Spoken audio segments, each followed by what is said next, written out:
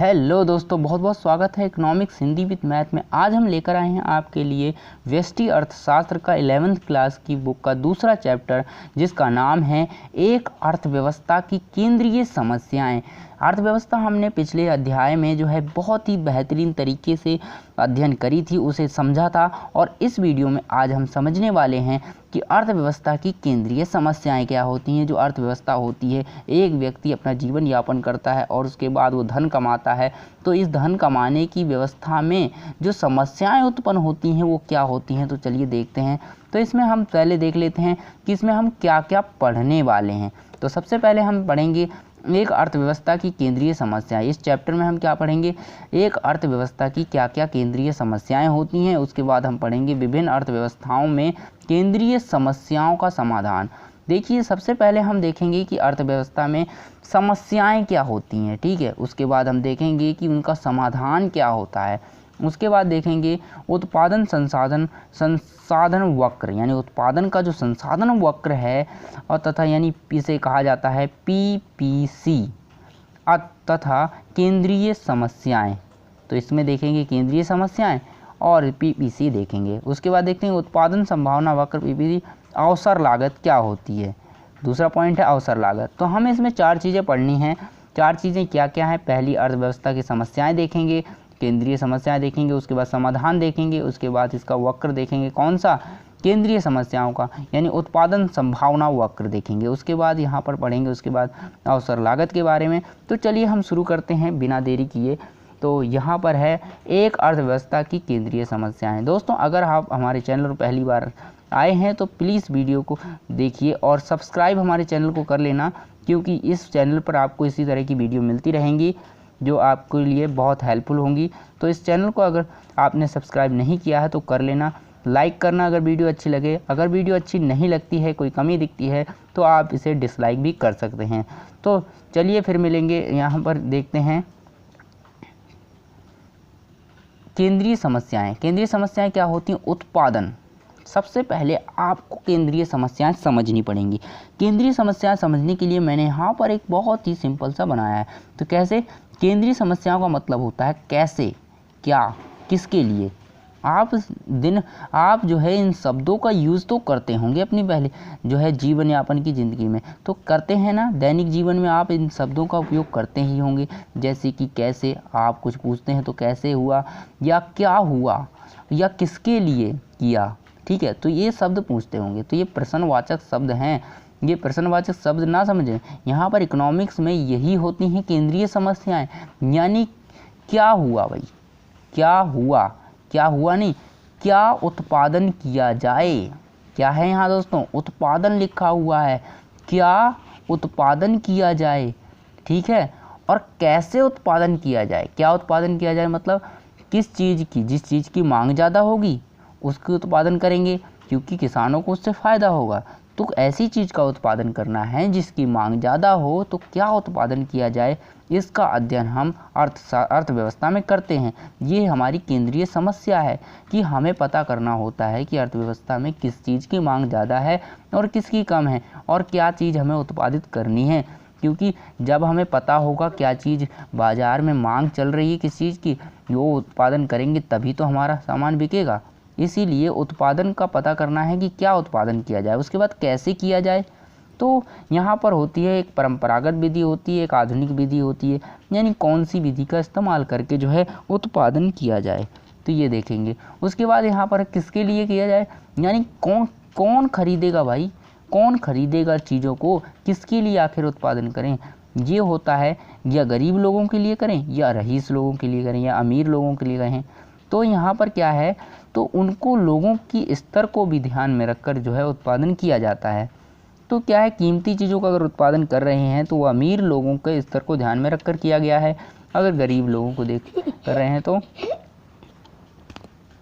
उसको ध्यान में रखकर किया गया। उसके बाद अगर ऐसा नहीं है तो गरीब लोगों को ध्यान में रखकर किया गया। उसके बाद देखते हैं इसका दूसरा पॉइंट, विभिन्न अर्थव्यवस्थाओं में केंद्रीय समस्याओं का समाधान। अब देखिए समाधान कैसे होगा। देखिए दोस्तों, समाधान कैसे होगा। पहली आती है बाजार अर्थव्यवस्था। यानी बाजार अर्थव्यवस्था का मतलब होता है बाजार में किस चीज़ की मांग है और किस चीज़ की पूर्ति कितनी हो रही है, किस चीज़ की मांग कम है, किस चीज़ की मांग ज़्यादा है और किस चीज़ की पूर्ति हो रही है या नहीं हो रही है, ये उसकी अर्थव्यवस्था में आती है। उसके बाद आता है केंद्रीय नियोजन अर्थव्यवस्था। केंद्रीय नियोजन अर्थव्यवस्था का मतलब है सरकार जो होती है वो किस प्रकार से अपना केंद्रीय नियोजन करती है, यानी देश को चलाने के लिए वह किस प्रकार से जो है अर्थव्यवस्था को स्थापित करती है ताकि वह देश से पूरे देश को जो है चला सके और जो है उसमें कोई कमी, अर्थव्यवस्था में कोई कमी ना आए। तो यहाँ पर मिश्रित अर्थव्यवस्था, मिश्रित अर्थव्यवस्था का मतलब है ये जो है देश को मिश्रित अर्थव्यवस्था जो है अपनानी चाहिए, जिसमें कि ये दोनों अर्थव्यवस्थाएं शामिल होती हैं। यानी केंद्रीय नियोजन अर्थव्यवस्था जो कि देश की भलाई के लिए अर्थव्यवस्था शामिल होती है और बाजार अर्थव्यवस्था जो कि सभी लोगों के लिए, उपभोक्ताओं के लिए शामिल होती है। तो ये अगर मिश्रित की बात करें, ये दोनों अर्थव्यवस्थाएं इस अर्थव्यवस्था में शामिल होती हैं। यानी मिश्रित अर्थव्यवस्था में केंद्रीय नियोजन भी होता है, यानी सरकार अपने देश के बारे में भी सोचती है और व्यक्तिगत लोगों के बारे में भी सोचती है, यानी बाजार अर्थव्यवस्था में के बारे में भी सोचती है। उसके बाद देखेंगे हम आगे क्या क्या पॉइंट हैं, क्या क्या होने वाले हैं। तो यहाँ पर हम देखते हैं तीसरा पॉइंट अपना। तीसरा पॉइंट कहता है उत्पादन संभावना वक्र तथा केंद्रीय समस्याएं। यानी जो उत्पादन संभावना वक्र है वो किस प्रकार से बनाया जाता है और कैसे कैसे बनता है। तो उत्पादन संभावना वक्र देख सकते हैं। उत्पादन संभावना वक्र क्या है? उत्पादन संभावना वक्र वह वक्र होता है जो कि किसी वस्तु के उत्पादन की संभावना को दिखाता है। सिंपल सी बात है, उत्पादन संभावना वक्र यानी ऐसा वक्र जो कि किसी वस्तु के उत्पादन की जो संभावना है, यानी कितना उत्पादन किया जा सकता है, उसकी संभावना को प्रकट कर सके या दर्शा सके, उसे कहा जाता है उत्पादन संभावना वक्र। तो इसे कहते हैं PPC। तथा क्या उत्पादन किया जाए, तो पहले है क्या उत्पादन किया जाए, यानी क्या उत्पादन किया जाए, इसके लिए वक्र बनाया है। तो ये देखिए वक्र है, यानी अगर ये X वस्तु है और ये Y वस्तु है, ठीक है, क्या उत्पादन किया जाए। अगर वस्तु देखिए CR, जो CR है यानी CD वस्तु है, अगर हम बात करें, अगर एक X है एक Y है, ठीक है, अगर हम X वस्तु की मात्रा, देखिए यहाँ पर ध्यान से देखना, X वस्तु है, ये X पर है तो X वस्तु, देखिए CD क्या है, X है, CD X है, तो X की इतनी मात्रा है, ठीक है, X की इतनी मात्रा है तो हमें क्या मिल रहा है, Y इतना मिल रहा है, OR मिल रहा है, ठीक है। अगर हमारी CD की मात्रा यानी अगर X की मात्रा वस्तु की इतनी है तो हमें Y इतना मिलेगा, ठीक है। Y कितना मिल रहा है, यहाँ पर देखिए यहाँ पर C और O मिल रहा है, यानी अगर X की मात्रा हम कम ले रहे हैं तो Y की मात्रा हमें ज़्यादा मिल जाएगी। अगर एक किसान है, अगर गेहूँ अगर उसके पास एक खेत है, अगर वो गेहूँ और चावल दोनों उगाना चाहता है तो क्या करेगा वो, अगर गेहूँ को ज़्यादा उगाएगा तो चावल उसे कम करना पड़ेगा, अगर चावल को ज़्यादा उगाएगा तो उसे गेहूँ कम करना पड़ेगा, सीधी सी बात है। इसीलिए यहाँ पर देखिए अगर X वस्तु की मात्रा कम करेंगे तो Y वस्तु की मात्रा ज़्यादा मिल जाएगी। देखिए कितनी ज़्यादा है, यानी CO है, इसकी डबल है लगभग, ठीक है। उसके बाद EF, X वस्तु की मात्रा को क्या करा, बढ़ा दिया, देखिए यहाँ तक थी इतनी बढ़ गई, ठीक है, इतनी मात्रा बढ़ा दी, तो इससे क्या होगा, हमारी Y वस्तु की मात्रा कम हो जाएगी। देखिए E से O रह गई, इतनी कम हो गई, नीचे की हो गई। तो इस प्रकार से जो है अगर एक वस्तु की उत्पादन को बढ़ा दिया जाए तो दूसरी वस्तु का उत्पादन अपने आप घट जाता है।